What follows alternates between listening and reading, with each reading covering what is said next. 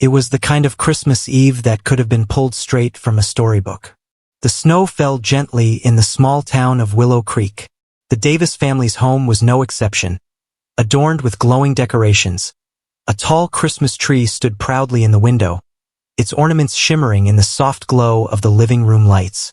Inside, the Davis family was busy with their Christmas Eve traditions. Sarah Davis, a dedicated schoolteacher, had spent the day baking cookies and wrapping gifts. Lucas and Emma, their two bright and lively children, couldn't contain their excitement as they decorated the tree, eagerly waiting for Santa's arrival. And Michael Davis, the father, seemed to be enjoying the festive atmosphere, or so it appeared. But beneath the cheerful surface, there was an unsettling undercurrent. Michael, a 45-year-old construction foreman, had been unusually quiet that evening. Those who knew him described him as a hard-working man who loved his family. But in recent months, something had shifted. He had grown withdrawn, his temper shorter, his gaze often lost in thought. The pressures of life, financial struggles, stress at work, seemed to weigh heavily on him, though he rarely spoke of it. For Sarah and the children, it was just another Christmas Eve, one filled with love, warmth, and the promise of a magical morning. But for Michael, it was the night when his inner turmoil would reach its breaking point. A night when the tension, simmering beneath the surface for months, would finally boil over in a way no one could have anticipated. What happened next would shock the town of Willow Creek to its core and leave an indelible mark on all who knew the Davis family.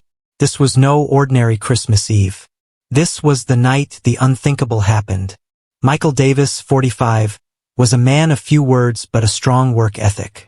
As a construction foreman, he was known for his dedication to his job and his ability to lead a team. Friends described him as dependable, though often serious and reserved. Mike was a solid guy, you know? Showed up early, stayed late. He wasn't one to talk about his personal life much, but you could tell he cared about his family.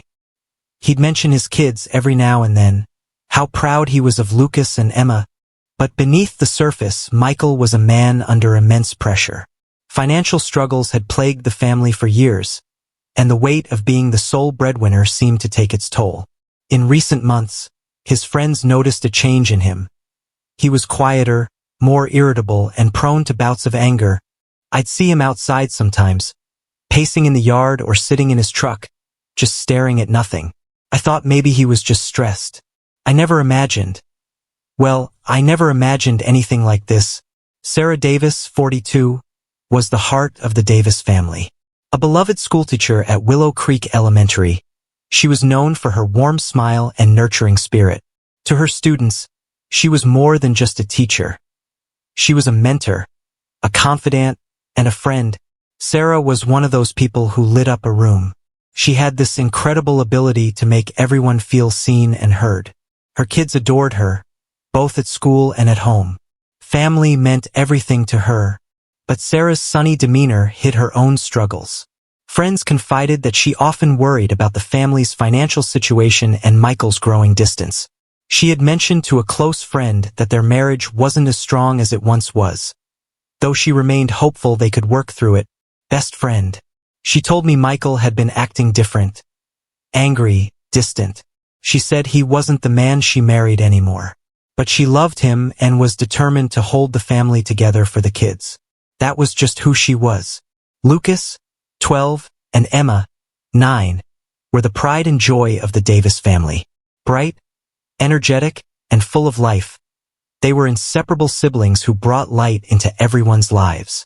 Lucas was the protective older brother, excelling in school and dreaming of becoming an engineer like his dad. Emma, a bubbly and creative soul, loved drawing and baking with her mom. Those kids were just the sweetest. Always polite, always smiling. You'd see them riding their bikes or playing in the yard, and you couldn't help but smile. They were so full of life. From the outside, the Davis family seemed perfect. But behind closed doors, cracks were beginning to show. Michael's growing detachment, Sarah's quiet worries, and the pressures of everyday life created a tension that simmered just below the surface. Despite their struggles, the family held on to the traditions that brought them together. Christmas was always a special time for the Davises, a time for unity, for joy, for love. But this Christmas would be different. This Christmas, the tension that had been building for months would reach its breaking point. Michael Davis's journey to becoming a family man began in a modest home in the rural Midwest. Born in 1979, Michael was the youngest of 3 siblings. His parents, Robert and Linda Davis, were hardworking but stern, raising their children with a no-nonsense approach to life. Michael's childhood was shaped by the values of hard work and discipline. His father, a factory worker, often worked long hours, while his mother managed the household. Though his upbringing appeared stable, those close to the family described Robert Davis as a harsh disciplinarian. As a teenager, Michael was quiet and reserved, often keeping to himself. He found solace in working with his hands, excelling in shop class and later pursuing a career in construction. Though he was not particularly outgoing, his friends described him as dependable and loyal. After high school, Michael entered the workforce, quickly earning a reputation as a reliable and skilled laborer. By the time he met Sarah in his late 20s, he had established himself as a rising star in the construction industry. Michael worked his way up from a laborer to a foreman, overseeing major construction projects in the region. His colleagues admired his work ethic, but the demands of the job were immense. The long hours, physical strain, and constant deadlines began to take their toll. As the sole breadwinner for his family, Michael felt the weight of financial responsibility. With Sarah's modest income as a schoolteacher and the rising cost of living, he struggled to make ends meet. The financial strain only added to his growing frustration and anxiety. While Michael rarely spoke about his feelings, those around him began to notice changes in his behavior. He became more withdrawn, irritable, and prone to outbursts of anger. The man who was once calm and collected now seemed perpetually on edge. "Neighbor," I'd hear him yelling sometimes, not just at the kids but at Sarah too. It wasn't like him.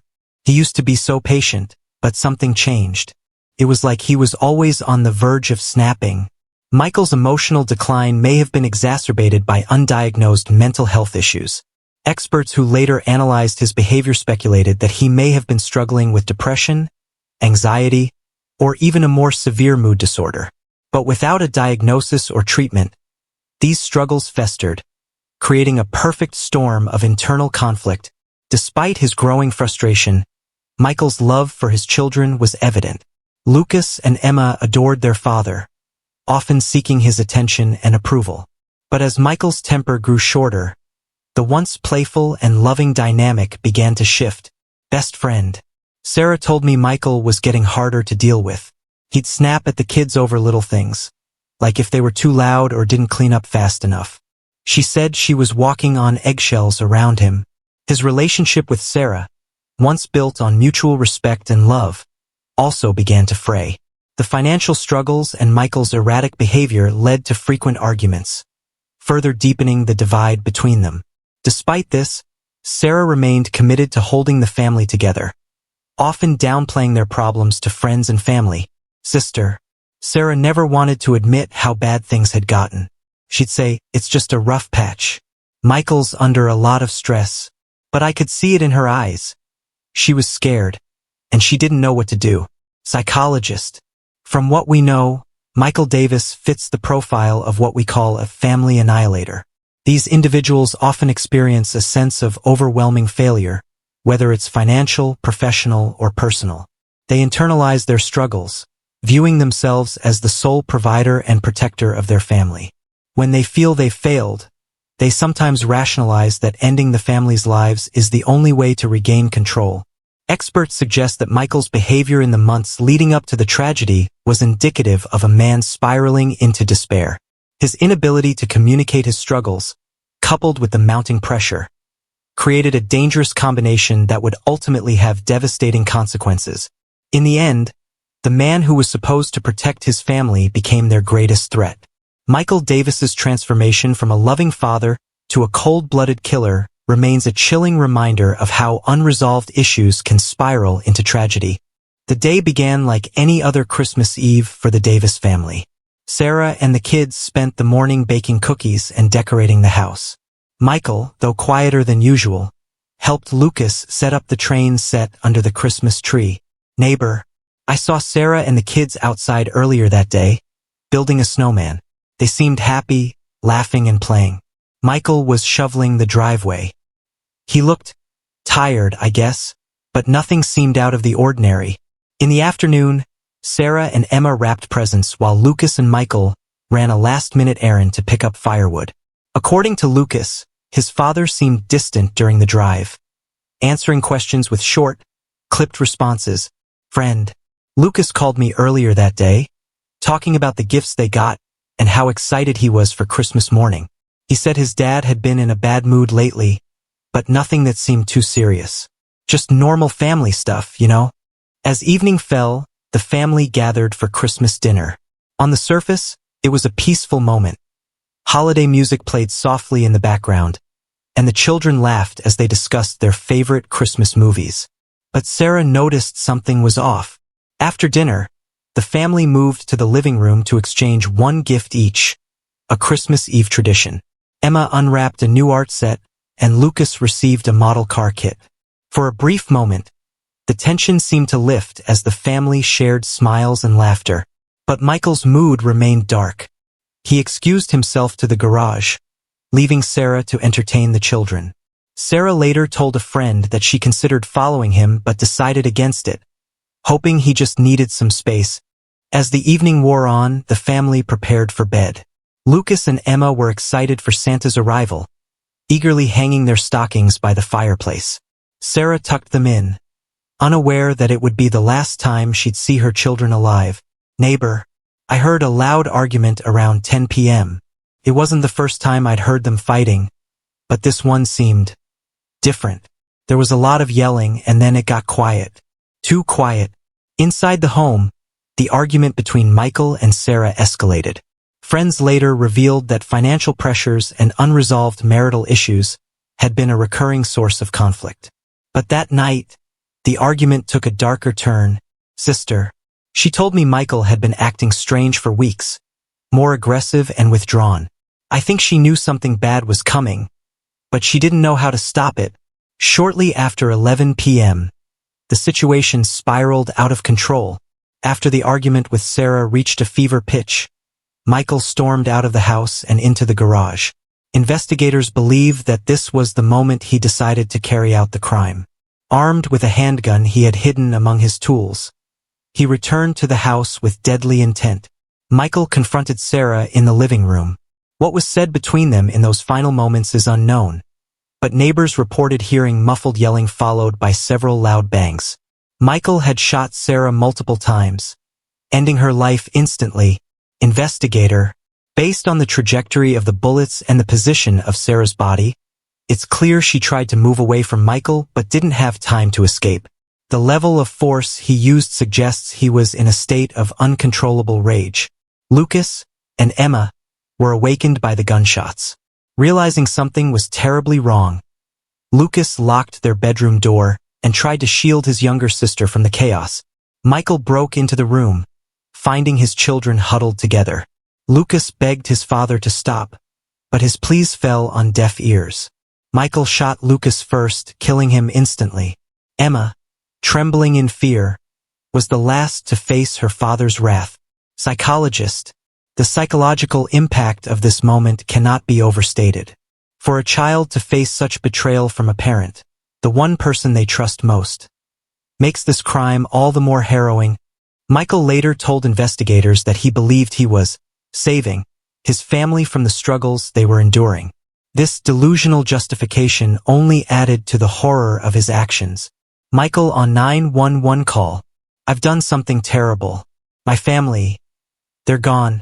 When officers arrived at the Davis home shortly after midnight, they were met with a scene of unimaginable carnage.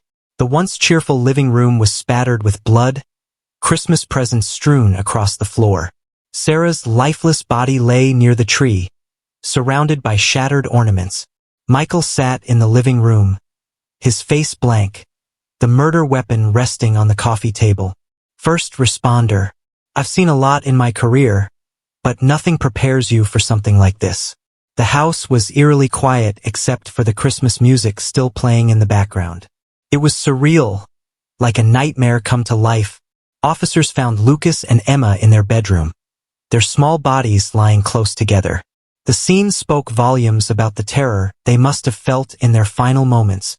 Michael, he surrendered without resistance, muttering to himself about failing his family. Investigators immediately took him into custody. The investigation revealed that Michael had planned the murders in a fit of despair. The weapon was legally owned, and Michael had no prior history of violent behavior. This made the crime all the more baffling to those who knew the family. Forensic expert. The positioning of the bodies and the lack of defensive wounds suggest that Sarah and the children had little time to react. It was an execution-style killing, methodical yet driven by overwhelming emotion. The Davis home, once a symbol of holiday cheer, became the scene of a tragedy that would haunt the small town of Willow Creek for generations. The events of that night left the community grappling with the question, how could this have happened? Neighbor, I heard the sirens and saw the flashing lights. It was just after midnight. At first, I thought it was some kind of accident, but then I saw the police rushing into the house. That's when I knew something terrible had happened. The first call to 911 came not from the Davis residence, but from a neighbor who reported hearing gunshots earlier in the evening. They initially dismissed the noise, thinking it was fireworks, until they saw Michael sitting motionless on the couch through the window, holding a gun. Operator. We received multiple calls that night, but the most chilling was from Michael himself. He admitted to the crime, his voice calm and detached, saying he needed help because his family was gone. The scene was devastating. It was clear that this wasn't a spur-of-the-moment act. It felt deliberate. Our job was to figure out why. As forensic teams began their work, investigators focused on piecing together the timeline of events. Interviews with neighbors, friends, and extended family painted a picture of a man who had been struggling but gave little indication of the storm brewing within him. Sarah's friends described a woman who was dedicated to her family but had confided in them about Michael's erratic behavior. Over the past few months, he had become withdrawn and prone to angry outbursts, but no one imagined it would escalate to violence. Michael's confession was immediate but offered few insights into his mindset. He repeatedly told detectives he felt he had no other choice, but his reasons were vague and disjointed. Psychologist. Michael displayed signs of severe emotional distress, possibly stemming from financial pressures, marital discord, and a deep sense of failure. He believed he was sparing his family from further suffering, a delusional justification often seen in familicide cases. Investigators began to examine Michael's actions leading up to the murders. Receipts, surveillance footage, and digital communications provided crucial evidence. The day before Christmas Eve, Michael purchased ammunition at a local sporting goods store. Security footage captured him pacing nervously in the parking lot before entering. This indicated premeditation, despite his claims that the crime was an impulsive act. Lead investigator. The purchase of ammunition just a day before the murders was a significant piece of evidence. It showed that Michael had been planning this, even if only for a short time. Through interviews and evidence, investigators were able to piece together a detailed timeline. Michael spent most of the day with his family, appearing quiet but engaged in holiday activities. However, witnesses noted his increasing agitation as the evening progressed. Friend. Lucas mentioned his dad seemed really tense that day. He said he wasn't sure why but thought it might have something to do with money. It's heartbreaking to think about now. Text messages retrieved from Michael's phone revealed heated arguments with Sarah in the days leading up to Christmas. The messages centered around financial struggles and Michael's fear of losing control of his family. Forensic analysis confirmed that Michael shot Sarah first in the living room before moving to the children's bedroom. The calculated nature of his actions contradicted his claims of a crime of passion. The murders sent shockwaves through the tight-knit community of Willow Creek. Friends and neighbors struggled to reconcile the image of the devoted father they knew with the man who committed such an unspeakable act. Family friend. Michael was always the guy you could count on to help with a project or watch your kids. No one saw this coming. We're all just trying to make sense of it, The trial of Michael Davis for the murders of his wife Sarah and their two young children, Lucas and Emma, captivated the nation. It was a chilling case of familial betrayal that raised haunting questions about mental health, responsibility, and the thin line between despair and violence. Months after the tragedy, Michael Davis faced 3 counts of first-degree murder. The prosecution painted a picture of a cold, calculated killer, while the defense argued that Michael was a broken man driven to the brink by unbearable pressures. Legal analyst. The prosecution had a strong case. They had Michael's confession, forensic evidence, and a clear timeline of events. But the defense's strategy focused on his mental state, attempting to shift the narrative to one of diminished responsibility rather than outright malice. The trial began with harrowing testimony from first responders, forensic experts, and neighbors who recalled the events of Christmas Eve. The prosecution introduced graphic evidence, including crime scene photos and autopsy reports, to illustrate the brutality of the murders. Prosecutor, this was not a crime of passion. It was a deliberate, premeditated act carried out by a man who chose to extinguish the lives of his wife and children. Defense attorney, Michael Davis was a man in crisis, overwhelmed by mental illness and a series of devastating personal setbacks. This tragedy is not the result of malice but of a man who desperately needed help and didn't receive it. The defense presented evidence of Michael's deteriorating mental health in the months leading up to the murders. Medical records revealed a history of untreated depression and anxiety, while testimony from coworkers described erratic behavior at work. Psychologist, Michael exhibited signs of severe depression and psychosis. He was not in a rational state of mind when these events occurred. His actions were driven by delusional thinking, not intent. The prosecution countered the defense's narrative by emphasizing Michael's premeditated actions, including his purchase of the weapon and ammunition just days before the murders. They argued that his confession, while emotional, showed a clear understanding of his crimes. Forensic psychiatrist, Michael's actions displayed a disturbing level of control and planning, which undermines claims of temporary insanity or diminished capacity. The trial divided the public. Some sympathized with Michael, viewing him as a man undone by mental illness. Others saw him as a murderer who deserved the harshest punishment. The family of Sarah Davis, however, had no doubts about where they stood. Sarah's family attended every day of the trial, their grief evident in their faces. For them, the courtroom was not only a place of justice, but also a painful reminder of the lives lost. After weeks of emotional testimony and legal arguments, the jury deliberated for 3 days. On the morning of September 12th, the verdict was announced. Judge, we, the jury, find the defendant, Michael Davis, guilty on all counts of first-degree murder. The guilty verdict brought a sense of closure to some, but the sentencing phase reopened debates about Michael's mental state and the appropriate punishment for his crimes. Judge, Michael Davis, for the premeditated and heinous murders of your wife and 2 children, I sentence you to life in prison without the possibility of parole. May you spend the rest of your days reflecting on the lives you have destroyed. With the sentence handed down, Michael was led out of the courtroom, leaving behind a legacy of heartbreak and unanswered questions. For the Davis family and the town of Willow Creek, the scars of that Christmas Eve would never fully heal.